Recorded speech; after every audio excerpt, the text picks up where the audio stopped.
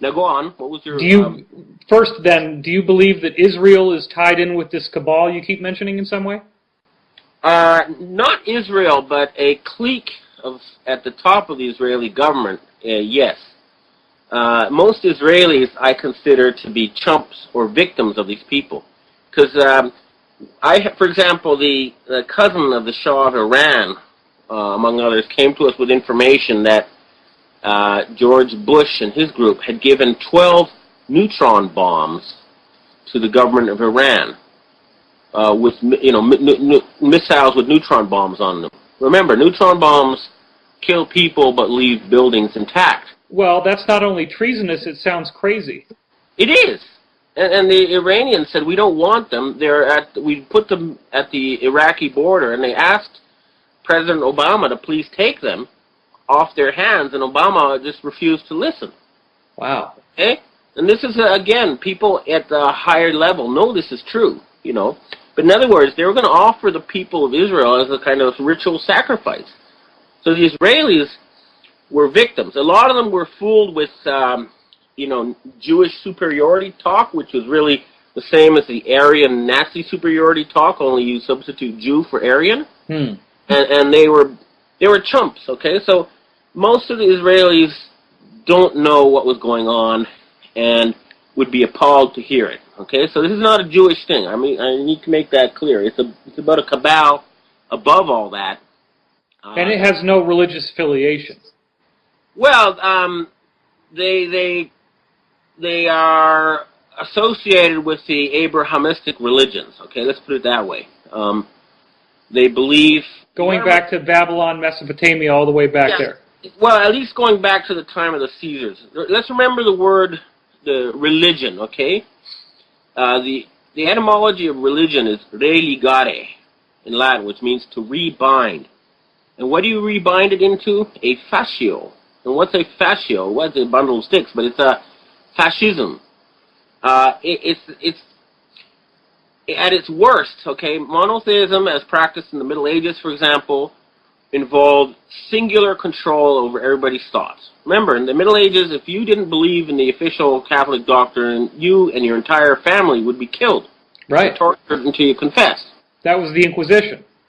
Well, yeah, and it's much more sophisticated now. They control... 5 companies control all the major English media, including the TV, the newspapers, the radios, the Hollywood studios. It's much more sophisticated now. Yeah, but they're trying to get everybody to think the same way. And they're losing it. I mean, 911, the story there is just so full of holes and contradictions that they were losing a significant part of their brainwashed audience, including myself.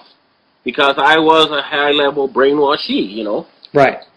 But in any case, what happened was that there's a group within the Pentagon and the agencies and stuff that realized this plan was insane, and they knew that the plan to kill 90% of humanity was wrong.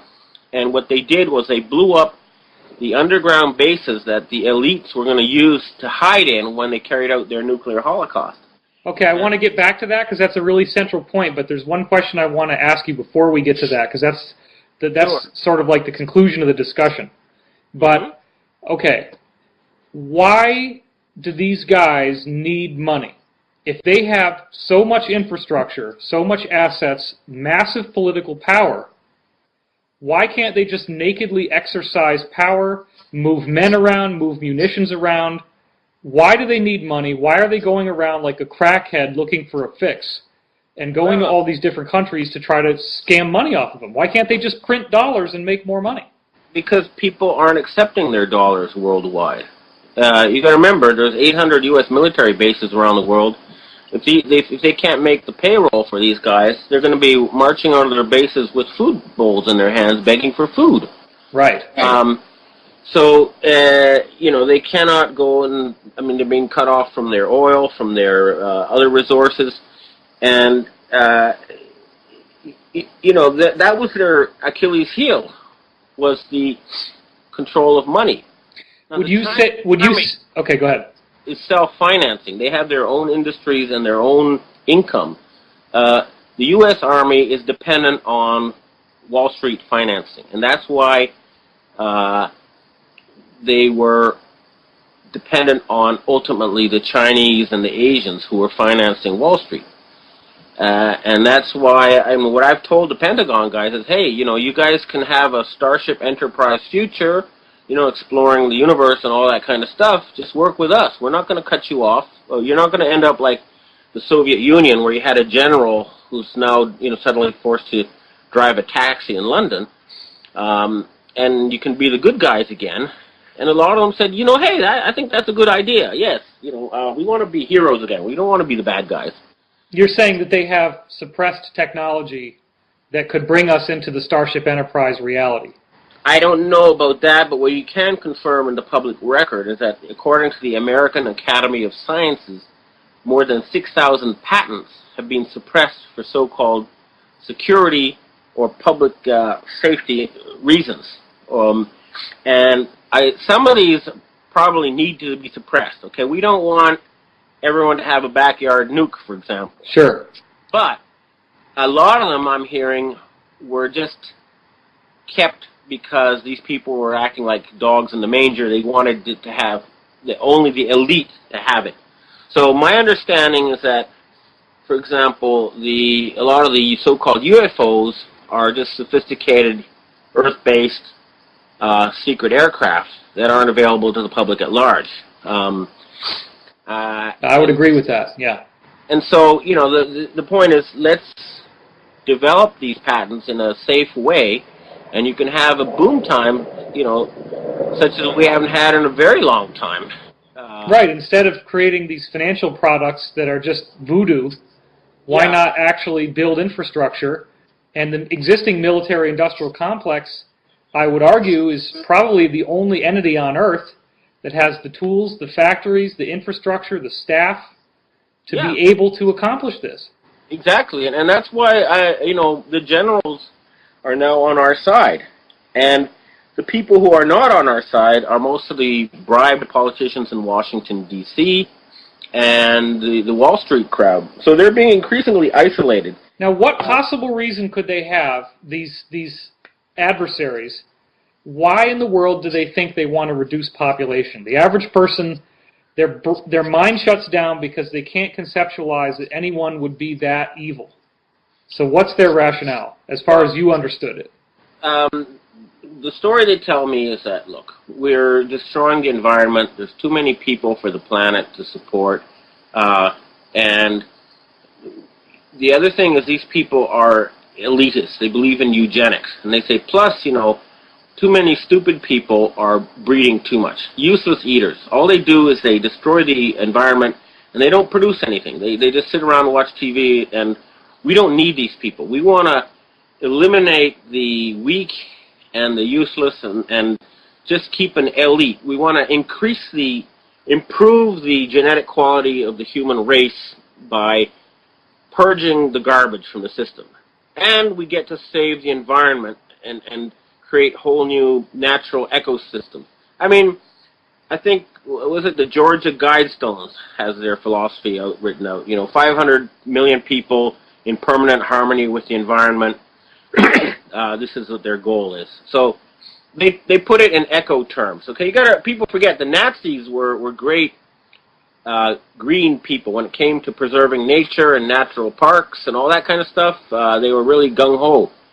And you remember, in Mein Kampf, Hitler wrote himself that he wanted to enslave the non-white peoples and then kill them.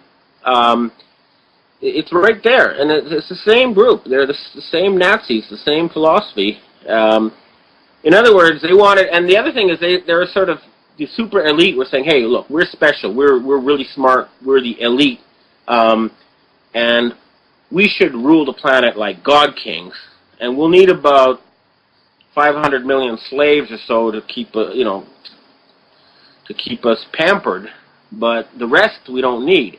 And it's also about control. They don't have the brainwash control over large parts of the planet. And they realized that they weren't going to be able to control these people. And so they thought, let's kill them, rather than lose control of the planet. Now, a lot of people who read about this stuff online, the vast majority, in fact, including most of the guests that Jeff Rentz would have on or Alex Jones would have on, there is an incredible sense of futility. Everyone seems to go with the knee-jerk reaction that, like, all the governments in the world, all the countries in the world, everybody's in on it. Well, you see, that's where they're being used and turned into controlled opposition. They try to numb people to the message. It's happening, but there's nothing you can do about it. It's inevitable, but that's simply not the case. And could you explain why that's not the case? Because they only control now the G5 countries, and they're which countries are those? I'm sorry, Italy, France, England, Germany, and the United States. Okay? That's it? You're saying all the other countries in the world they don't control anymore? Well, if you look at the countries that accepted the new, I think maybe they've got a few subject countries like Honduras and Colombia and stuff like that, but basically, if you look at the African Union, they put out their own currency backed by Gaddafi's gold, and they don't support these groups. Or most of the countries in Asia, Russia, China. What about European countries like Czechoslovakia, Bulgaria, Romania? They were at this meeting. There was a meeting in Monaco in the end of August. 57 countries were invited by the Swiss to discuss, cutting these people off financially and creating an international financial boycott against the controllers of the G5. Now that's an incredible statement you're making. You're saying 57 different countries, including some of these Eastern European countries. There were representatives from the Netherlands and Canada there too, okay? Wow. And since... What about South America? Yeah, of course. And since then, more than 80 countries have signed on. So we're reaching a point where it's going to become public, okay? It's going to be on the airwaves. It's going to be on the news. It's not... They can't hide it much longer, okay? Why the hell haven't they made this public already? If people are dying and these guys are trying to fake an alien invasion, that's one thing we keep hearing, that they want to do an alien 9/11. Why haven't they gone public already?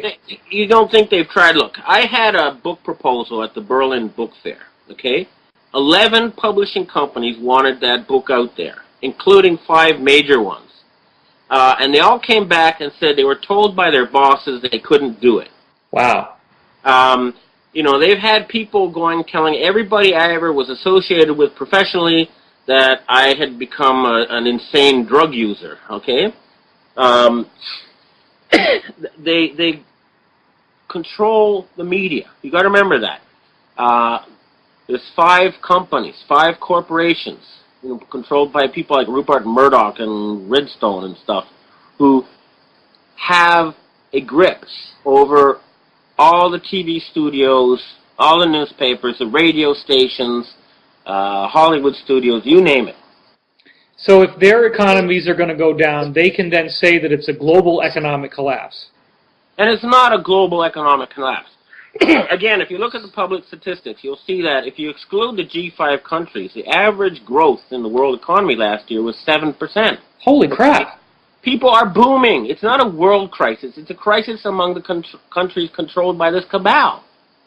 And it's only these G5 nations. Wow. Yes. I mean, look at the statistics. They're all there. It's all in the public record. You just have to look at government websites and stuff to check this out.